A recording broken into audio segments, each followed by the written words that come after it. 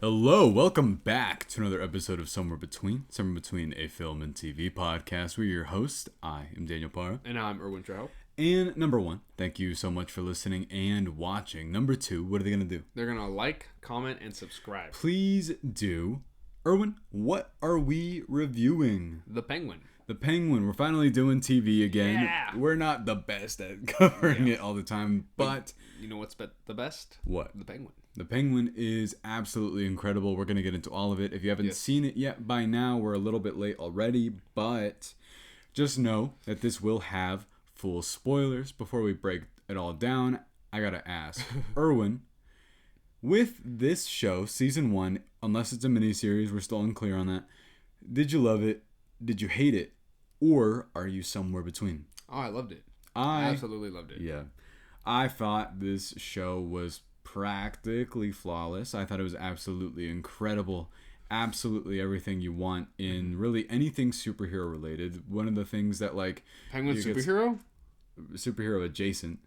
Like if it's one of those things where yes, it is a superhero set world. It is set in Gotham. Does it feel like a superhero thing at all though? No. Not really. But that also has to do with the Matt Reeves, the Batman, which we've reviewed before, but just to cover, just to give you an overall sense of what we think. We love the Batman. This world. What do you think of this world so far? Oh, amazing. Yeah. Because it makes me think a lot about, because I know how Batman has so many villains. Yeah. Like the gallery of like, what is it? The Rogues Gallery? The Rogues Gallery that he has. And so now I want to see more of his villains, especially the ones that are so unknown. Yeah. In something like the Penguin did. No, I'm going to say that the two superhero related things I know the absolute most about are Batman and Spider-Man. So like 100% this is something that like very much I was looking forward to. However, I was completely taken by surprise by just how good this is, because there are so many spin-off things and like prequel things and whatever it may be. Where, I mean, they're passable. They're good. Yeah. But this, I think, took it to an entirely other level for so many different reasons. Well, because it's like one of the positives, like just to start it off. Yeah. It's just the fact that the Penguin itself, it could just take away the name, take away the brand of like just being in a world like in the Batman Gotham world, DC. It could be on its own thing, and it'd still be great. Which they do. I told you, this reminded me so much of Breaking Bad. Yes. A lot, in the sense that it is paced kind of explosively. There's always something happening. It really doesn't want to take a breath ever. Which in the age of streaming, you get so used to the like he's got to earn his top hat and his tuxedo, and which is something he literally does in this. But you know what? It makes sense. It's perfect. The way like it's obviously like it's not like he's like donning the iconic monocle and the top hat. I kind of want it. I just want more of that. I do think that they'll probably find some reason, but they give him an in-universe reason for why he dresses the way he dresses, and it's the fact that he's a overgrown man-child. That like the only way he thinks that you can really achieve that level of looking like that is through old Fred Astaire movies or. The fact that he's like, you know, with his mommy issues. With his mom, which we'll get into everything. But before we're getting a little ahead of ourselves here. Yes. What is this show about? This show is about mimicking a personality, becoming that personality, and you are that personality. That's just what that movie The Bike Riders was about earlier this year. The one with Joseph Gordon-Levitt? Tom Hardy. Oh. He's not in that. Yeah, wait. I'm thinking about the one where he is a bike rider. Or like you know what I'm talking about? The one that came out like 10 years ago, I think. Jonathan?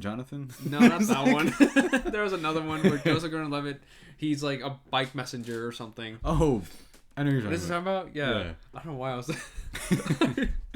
But were you immediately hooked into this? Were you like... Yes, yeah. I was. I mean, the fact that this is still... it's not a continuation from the movie The Batman, but it's still from that same world. It starts like a week after. Yeah.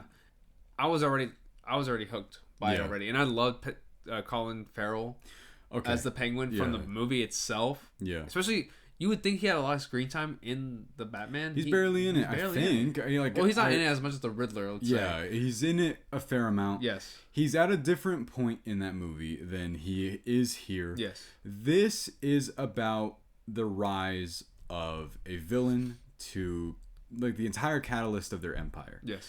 Because I remember a lot of people saying, they were sort of like discussing if this was a smart thing for Colin Farrell to say or not, that he said there are some actions in this show that I would be very surprised if anybody came away with this liking him by the end of the season. And then he went on and added, particularly in episode 8, which is why some people are like, yeah, I don't think you had to say that part. Because with episode 1, with the character they set up, and like this weird sort of twisted take on like a Robin character, then you kind of can piece it together almost instantly. And I spent the entire show kind of in denial about that. Yeah. But let's go ahead, and since it is a TV show, we can discuss some of the episodes individually. I want to talk about how I really loved how it started.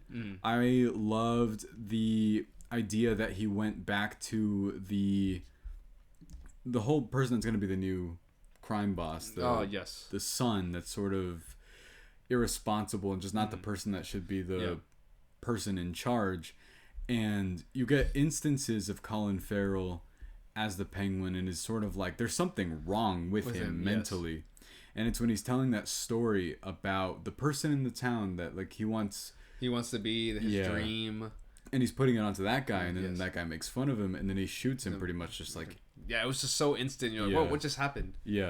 But he just sits there going like feeling like he was mesmerized by what he just did as well. Up until like, you know, the title card, the smash cut where he goes the like, Penguin. Yeah, it's like, oh fuck, and then oh crap, here we go. And you're like, what's gonna happen? How's he gonna waddle his way out of this one? And then is that the joke? No, there's no joke. Dude, okay. Guys, every time he says, I have like 30,000 jokes for you. And I'm gonna see how you react to it. And I'm like waiting. I'm like, what is he gonna say? No, with this one, I'm just passionate to talk about this because I love the show so much. But I want to ask you, like, who are your favorite performances here? The Penguin. The Penguin? Absolutely. In the entire show? Yes. Out of this entire show, for sure, Colin Farrell. I don't know. He just transforms so well in a lot of just movies and probably like other shows besides The Penguin I haven't seen. This one has such a layered performance in the sense of what he's doing. There's multiple different looks. There's just so many takes that he does too, just to add, like literally the waddle itself. Yeah. And then like seeing in the very beginning of that episode too, where it's just taking off his shoes and you can see like the damaged foot. That's right. As well. Yeah. So it's stuff like that that adds so much to the character. Yeah. There's something really smart about this show that I think is what makes it the special thing that it is. Mm-hmm.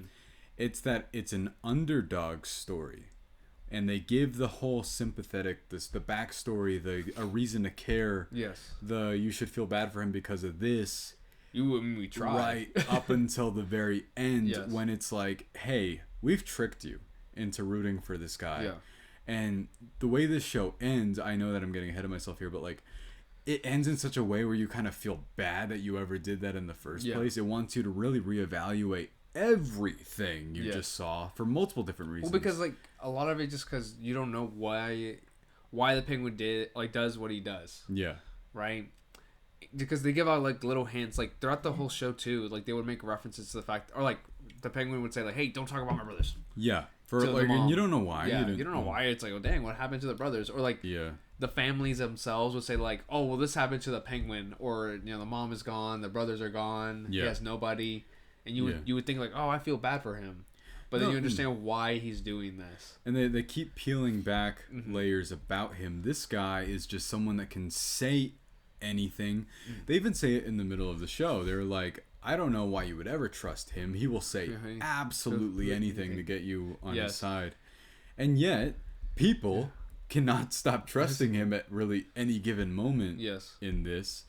And I think that there's multiple standouts here, but like Colin Farrell is insane. For sure. Every time he's on screen, I just couldn't take my eyes off of it. No, and there's something kind of, you know how we talked about like Infinity War way back when, like every time Thanos... I hate Infinity War. No, you don't. No, every time Thanos would show up, you said that there's like a sort of presence there, like it's aura. Like Like a Sigma. No. Okay, well, yeah. Okay. Okay, I'm sure yeah. there's. You know what? Why do I say? If I don't see edits of the Penguin, I know for a fact. No, I've saved a few of them. Except for I've saved a few of them, except for the fact now people hate him because of the end of the show. So now they're like, well, no, I'm gonna beat up the Penguin. Oh. I've never seen a character go so fast from he's so me to I don't want to be that guy at all. Don't associate me with that man. But I think that it's such this like there's so many things that go into his personality because admittedly you don't think this about him in the middle, but towards the end you're like, you're pathetic, I hate you, and you're oh damn then, well let's get to the second episode first. Okay. But no, I was talking to someone about the first episode as well, that they were saying, they're like, I don't know, it starts a little slow. They're still on episode 1. But I was just like, I've never understood the complaint of the first episode being slow, if anything, because you have to put people into place. You're introduced to like this world's already so big, but you're introduced to another world in that like other world itself. I do want to talk about 2 of the absolute standouts to me that aren't Colin Farrell. Okay. And it's Cristin Milioti. Yeah. And she's great. I don't know what you think of him, but I think he's one of the best parts of the show. I think he's legitimately the actual heart behind the show. Is Rhenzy Feliz as Victor. Oh. And I think he's the one that, like, if we were to call anybody a good person in this show, I think it would have to go to him. Everybody's making, like, insane choices the entire time. True. Yeah. I mean, I guess he would be considered the good person. Yeah. I mean, the one thing he does is that's like of his own accord is not great, but then you keep thinking about the fact that he does kind of aid the Penguin in every single thing along the way. So you're that's because the Penguin uses people. Yeah. So it makes sense. And the fact that, I mean, I know that we got to get to the finale way later. Yeah. But yeah, if we could talk about episode 2, that's whenever they introduce Clancy Brown's character.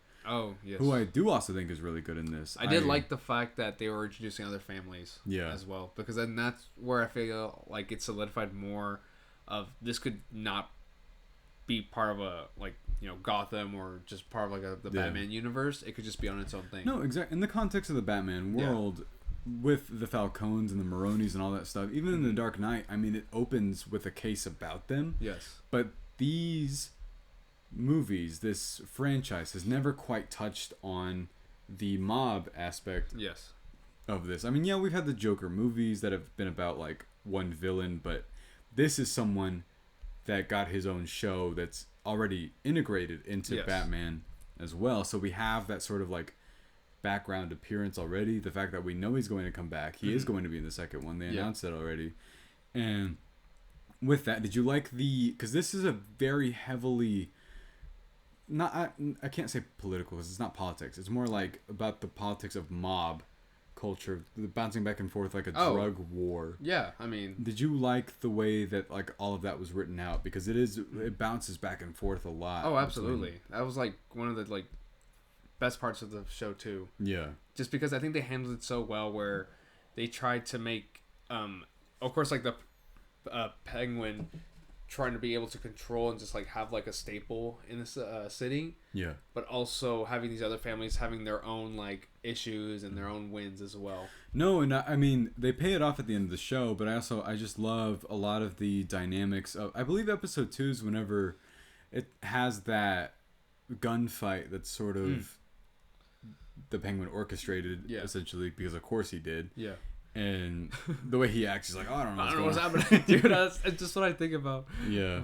Every single choice he makes, where you're just like, he gaslights everybody or tries to. And like, we know it's you. And you're like, I don't know. I don't know. It could be any one of us. I'm like, didn't you? Which episode was it where? I don't know if it was episode 2 or 3. Yeah. Where it's Sophia Falcone and where he has the Penguin like stripped. You know what? So much of this happens. I'm pretty sure that's in like the first episode. Okay. Well, because like she has him like stripped and everything. It's like trying to like get the truth out of him. Like, who killed my brother? Yeah.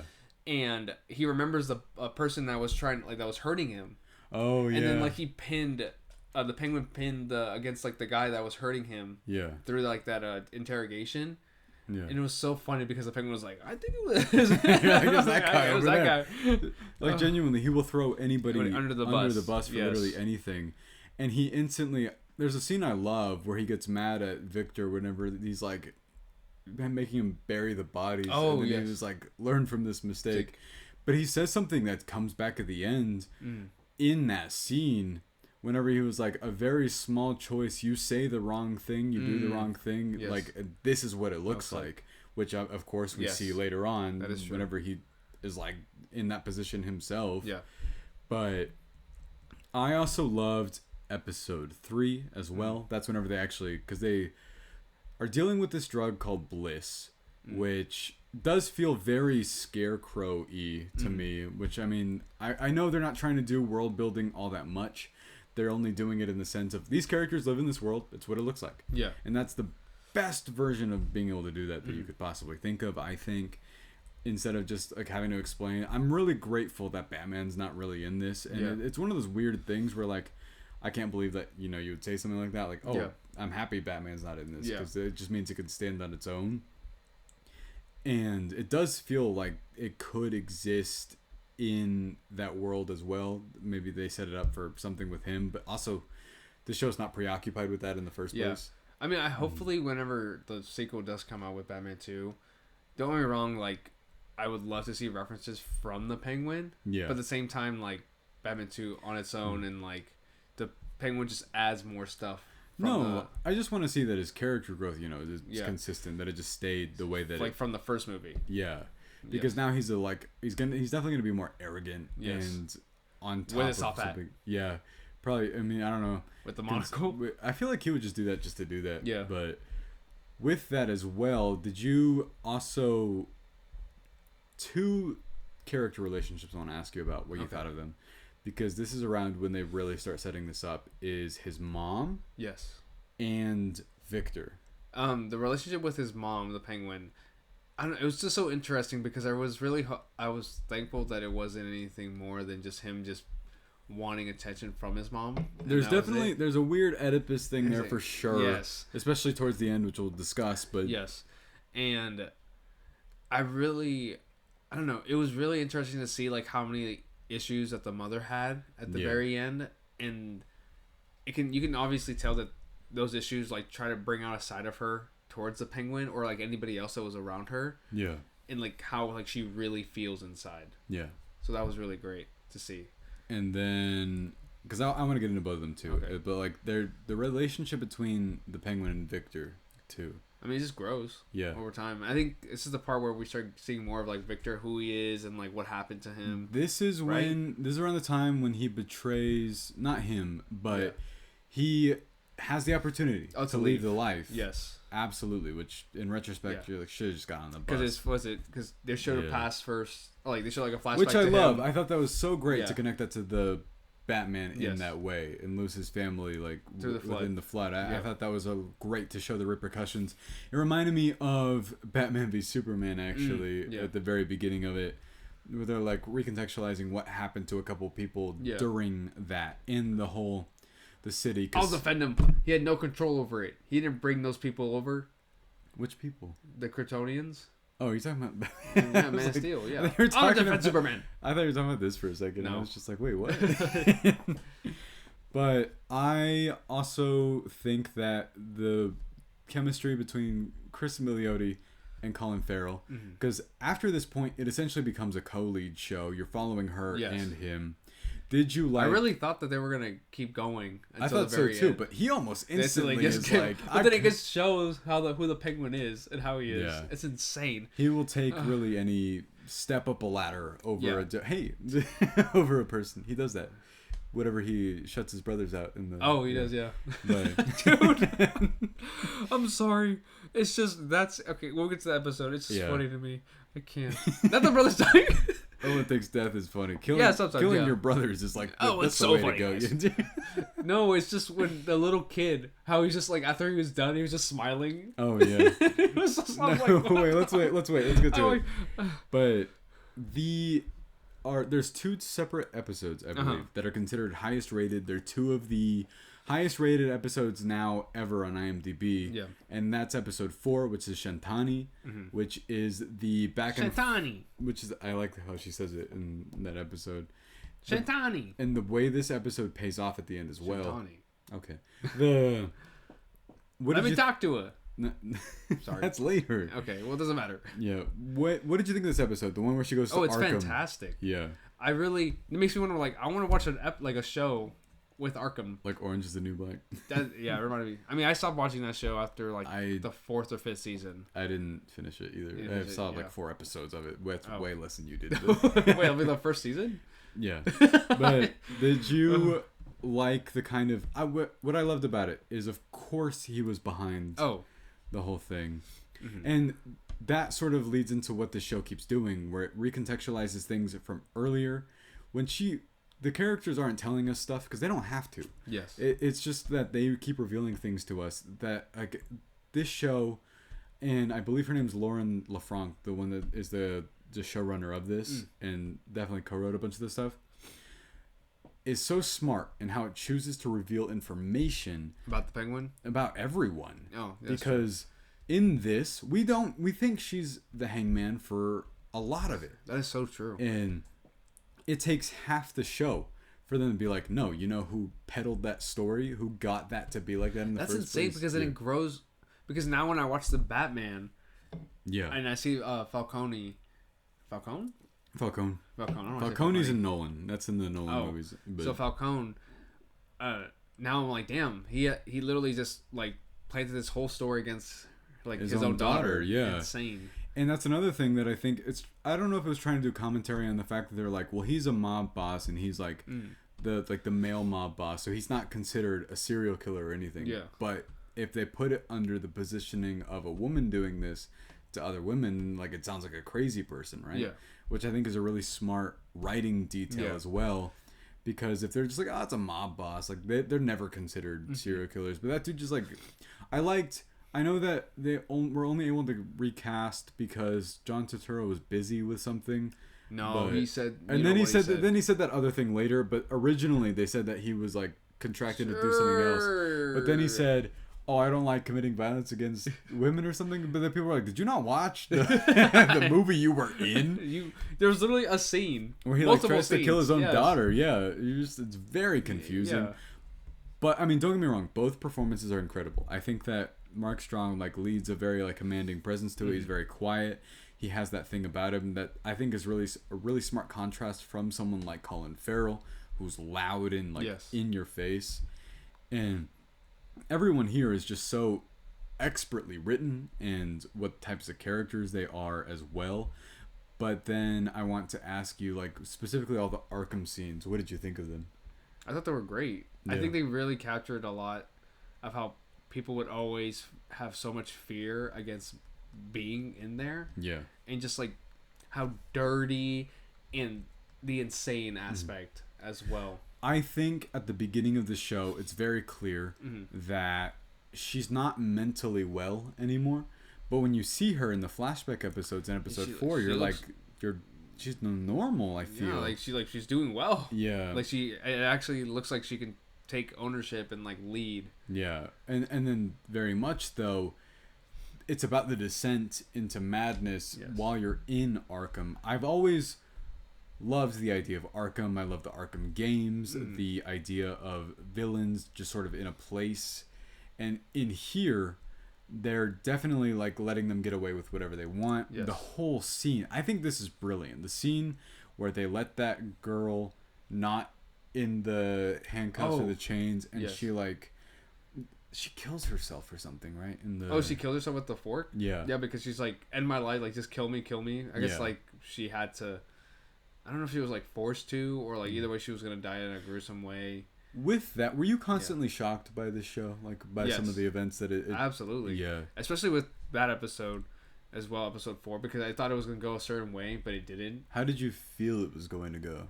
Well, I thought it was just gonna be very honestly, I thought it was gonna be very straightforward. I was like, okay, like she's gonna end up like killing somebody because she has to. Yeah, and she sorta, but not Sorta, really. but like it was just because like out of anger. At Yeah. that point, it's like you can see why she would kill somebody. And it's at that point that she broke. It's like the thing that they wanted in the first place. But not just with her character, but like with other things too. Like with the Penguin, like when they show like snippets of like how he is and who he is, you're like, okay, I expected it. Like that's why with Victor. Yeah. My thing with Victor was just the fact that he was so good-hearted. Yeah. That. And it was like already expected. Like I knew what he was gonna do. The only thing that caught me off guard was the fact that he killed.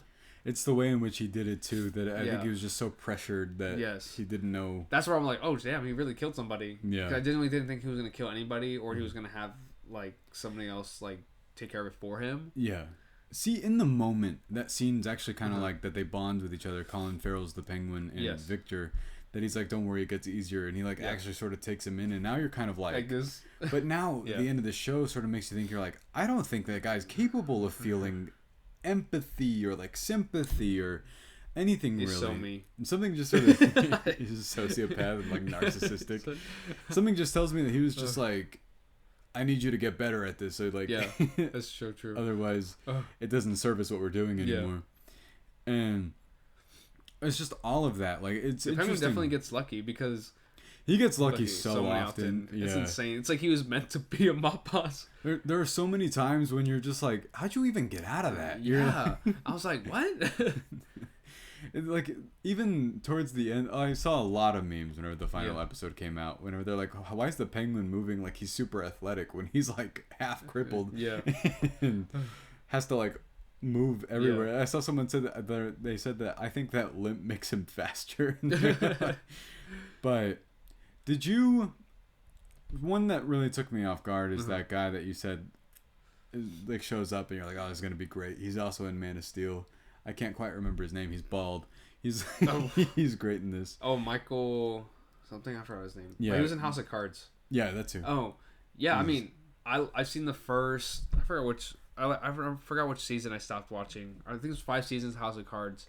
I think I stopped watching Michael after Kelly. the 4th. Yeah.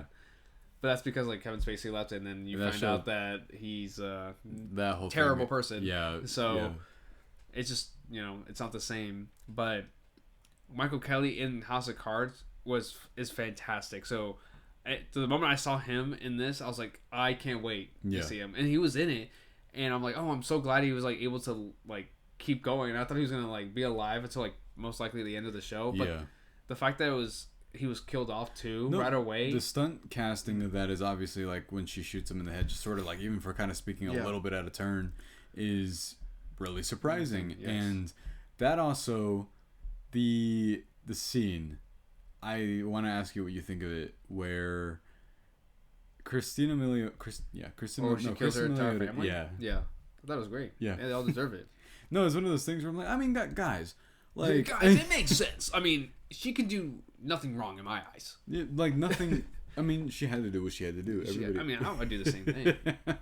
What am I gonna do? Disagree? No, I'm not gonna disagree with you. I'm like, get put on a watch list. Like, whenever she, I like that watch. Whenever she blows up half of like the underground of Gotham, like, I mean, come on. I get it, guys. I don't know. Yeah, but moving on to the back half of this show, because it really just builds. Yeah, it really does. It builds, especially whenever she becomes a mob boss. Yeah, like she becomes a lead. Something I really like about her as a character is she never quite knows what she's doing, but I don't think that's a detriment of the show. I don't know. I think she knows what she's doing, but I think it's just because it's such a simple goal. Yeah. That the way that she like execute her plans feels so. It just feels so easy. Yeah. That's because no other mob boss or like other families wanted to like cooperate to take down one single thing. Yeah. And I think that's what it is. And I think that's why the Penguin will succeed later on, because the Penguin wants one thing and one thing only. No, and the show does kind of feel ruthless about that. Yeah. Whenever, towards the end, they're like, we're not here for the Penguin. Where's the drug? And then they all take off. And then it's funny because, like, at the end, whenever they're trying to talk about that, he's like, don't worry. He's like, it's just how it is. Yeah. And, like, that's the business they trade in. It's why he benefits so much from this world, is because he doesn't quite like feel what everyone else feels, which I want to ask you, because this does lead into the final couple episodes of the show. we learn something about the Penguin. And which one episode is that? It's either 6 or 7. Okay. What he does to his brothers. Did that surprise you? Did the whole thing... I think what surprised me was the way that the Penguin, who was like 8, 9, or 10 years old. Yeah. And after the fact that he locks up the brothers in the sewer while it was raining, and so they get drowned. Yeah. And he was just so nonchalant about it. Yeah. Like, oh, we're like, huh. And like just kept going. And I was like, what? Yeah. Like he has like no remorse, no emotion towards nothing. And I'm like, at that age, it's insane. No, genuinely, I think it's like the kid actor, whoever they got. Yeah, like, perfect for sure. I think it says so much about his character, even really young. And of course, this show keeps doing things where it'll show a scene and then it'll show how it actually played out, or how different characters had different dynamics with how they actually felt about something. And this lays out this entire setting of he did this. He thought he got away with it for decades, and thought he could keep it a secret from his mom too. Yeah, and like even though she found out like almost immediately. Yeah. And also that scene where they go dancing, it plays out a certain way in his head. Yes. And then it's completely different in the next episode, and he's like, "I'm gonna take care of you, Mom." Because it doesn't make sense though. That's why I was like, why would the mom take him out to dance after knowing that 2 of your sons just died? Because in the way it plays out, like the way they decided to show this part of the story, it looks almost like she waited a couple days and then did that. Yeah. But then it actually like looks like months had passed, which I do think shows a general kind of even the psyche of this dude, the Penguin, that like he's so sort of self-centered. That, did they ever explain why he looks that way? No, I think it was just one of those like. It's never something that's really addressed. I mean, knowing the Penguin, whenever he was doing the serving for that. Yeah. For Sophia for like what 10 years, probably something happened, right? Yeah. But getting into that though, the episode after is whenever they reveal all of like what actually happened. But I do want to touch on the way in which Clancy Brown dies in like the first place. You're like, because he got lucky again. It's insane. That's where I'm just like so shocked by how things are playing out for him, because it's like it feels like easy writing, right, for this character to succeed, but at the same time it's like bad luck for Gotham, but good luck for but good luck for people who are who are just bad. Yeah, trading in this sort of thing. That's what Gotham's always been, though, and I know the one singular complaint I've heard about the show is that they were like, "Where's Batman?" But like genuinely, why? But then you know what though? They cover it at the first 2 seconds of the show. They're like, "Batman's disappeared. We don't know where he is." Yeah. They even say that. Well, not even that though. You would think that this whole mob stuff that's happening, it's underground. Like it's so beneath Gotham. Like even whenever the Penguin would just be upset with like the mayor or like the political stuff, he would say that side of Gotham has all the lights, the electricity, the money, everything, while this side doesn't. And they even sticks with the side that doesn't. And they even say that they're like in the Batman. He says it's a big city. I can't be everywhere all the time, and like that makes sense that you wouldn't be able to do that in the first place. Yeah. Besides, he like also does things like he like scopes them out and then proceeds to do stuff. But I think that also sets up just like the dynamic of what'll probably happen later, like because the Iceberg Lounge was always a Penguin thing as well. Yeah. But getting into the last couple episodes, because this is really whenever you're like, that's right, this is a character study of a dude who is horrible. Yes. And it definitely reminds you, like the last couple episodes, like, yeah, this guy is someone that we don't want to root for. Yeah, no, because by the time you find out what happens with his family, like in the final episode, Sophia does give him a chance at redemption, even a little bit in her own weird way. Yes. And he refuses to do it because they take the mom. Yes. And they threaten to cut off her finger, and he's still lying. Yes. And you're just that's insane. It's like you would really give up your mom like that. Yeah. And she was like, "You were really gonna let me do that?" Like, and even though he was so just so much emphasis. But even the mom though herself is just like, my son's gonna be like gonna beat you, he's gonna kill you and everything. Yeah. So it's just like also the mom, but that makes egging on as well. But that makes me want to touch on what Rex Calabrese, who's played by funny name Louis Cancel Me, and Okay. who looks like he belongs in every mobster thing ever. If you're filming one of those, why would he not be there? Is like my take on that. And I also love that it, like I told you, it contextualizes this idea that he looks up to him, and then you find out that the very person he looked up to was kind of commissioned by his mom to kill him in the first place. Because I think this show is so expertly written, has some amazing dialogue, and one that really sticks with you is whenever she's like, I have the devil in my house. Yes. And you learn that she's known this for decades. Yeah. And that they've both kept it from each other. Mm-hmm. And the final monologue that she gives to him about, like, I hate you, like, I wish you would die. What'd you think of it? I thought it was fantastic. I think it's just one of those underrated performances for sure. She's really great in this too, yeah. But that's because for the majority of the show, she was just being shown as the mom with a lot of health issues. Yeah. And like us not understanding why she says certain things to the penguin until we find out later on. Yeah. Because actually, even thinking about like whenever she gets mad at him, sometimes you're kind of like, oh, it's just like a dementia thing. But that's really smart. It's really clever. Yes. And all of that though, like touching on the final couple last things, is there anything that you really like stuck with you? I don't know. I just think a lot about just the penguin, his performance. Just to be the perfectly performance honest himself. Yeah, just I don't know. Colin Farrell just did a great job. Yeah. I don't know. Even in the movie itself, in the Batman, I was like, whoa, he just makes it sound like he stood out. He's a standout there too. Yeah. But in this show as well, it's crazy to me because I know in a lot of other TV shows as well, they introduce like a main character. Like there's gonna be one character that you're gonna focus on the entirety of the time. Yeah. But then they introduce other characters as well. Like don't get me wrong, like the Penguin also had other side characters that they did a great job. But every time the Penguin himself was on screen, I was like, what is he gonna say or do next? Because there's always like it's incredibly unpredictable as a performance. Yes. And the last couple things that happen in this show are very popular, and honestly, as upset as it makes you, it does make the show. Like it makes the show something that's going to stand like the test of time because of what happens at the end of this. Whenever he says the thing to Sophia is like, oh, you're going to hell, and then she's like, I'll see you there, and then like she thinks he's going to shoot him, and she ends up back in Arkham. That was so beautiful. Yeah, and then he disappears somehow. Yeah, I was like, okay, whatever. I mean, that's a comic book. I was like, we're like, where'd he go? Yeah. That's insane. Like that's literally insane. Yeah, and she gets stuck in there. Like her performance is incredible. It makes you think like she is going to hell. Yeah, and I'm like, oh, because Arkham's hell. I was like, okay. And, like for her, that's like worse than. Yeah.